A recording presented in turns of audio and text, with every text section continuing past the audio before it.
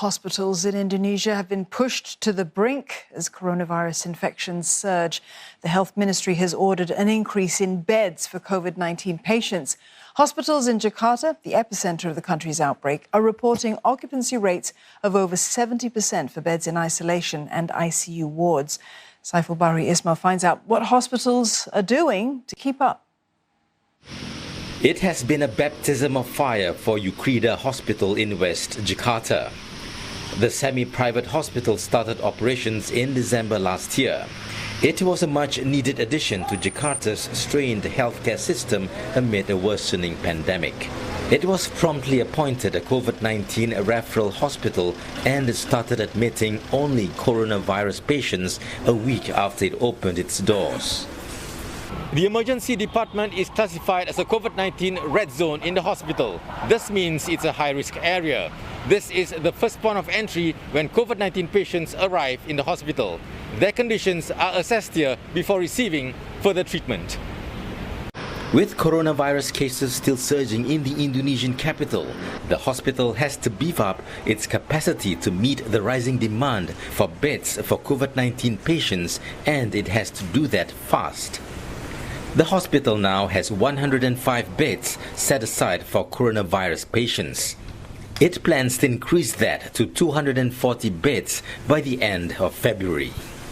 If it's needed, we can still push maybe another 30 to 40 beds, but if we reach that limit, Ukrida will have achieved maximum capacity. Hopefully, the efforts that government takes in COVID prevention, vaccination, limiting movement of the people will be able to prevent such increases in COVID patients.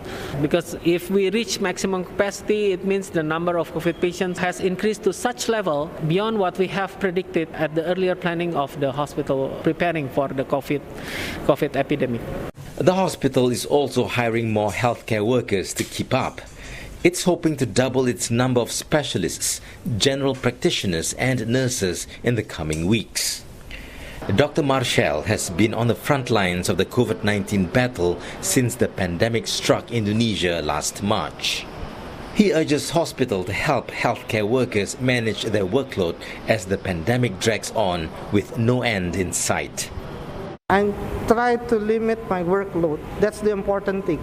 You have to limit your workload in order to not get contagious and stay healthy. Know yourself, what's the boundaries you can handle patients. Luckily, I have a fairly large team consists of like 7 to 9 doctors handling COVID patients together.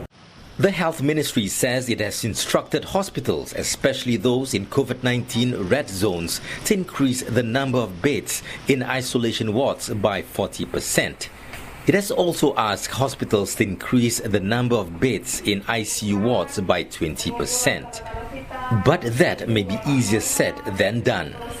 Namun demikian tentunya penambahan tempat tidur ini kan disesuaikan dengan juga kemampuan dari rumah sakit tersebut. Apakah tentunya dari kemampuan finansial dan tentunya struktur dari rumah sakitnya sendiri. Kalau memang rumah sakitnya memang misalnya tidak mempunyai tempatnya yang cukup, tentunya konversinya ini juga mereka tidak bisa lakukan, maka tentunya kita minta untuk tambahannya minimal seperti itu. There are nearly 3,000 hospitals around Indonesia. Before this year, 970 of them were appointed COVID-19 referral hospitals, specifically for the treatment of coronavirus patients. But the government has now allowed all hospitals to treat COVID-19 patients as long as they abide by standards set out by the Health Ministry. Saat ini rumah sakit di berbagai wilayah di Indonesia sudah hampir penuh. Banyak cerita tentang pasien positif COVID-19 yang harus menunggu lama untuk dapat mendapatkan pelayanan di rumah sakit, di tempat tidur, ruang isolasi maupun ruang ICU. Dan terpaksa harus isolasi mandiri di rumah meskipun mengalami gejala sedang. Hal ini tentunya harus menjadi refleksi kita bersama. Authorities have urged COVID-19 patients with light or no symptoms to isolate themselves at home or other facilities such as designated hotels to lessen the stress on hospitals. They are also working on a digital platform to provide the public real-time data on the availability of beds in isolation and ICU wards at hospitals around the country. getting creative to help ease the strain on the healthcare system until the country manages to get the pandemic under control. Saiful Bari Ismail, CNA, Jakarta.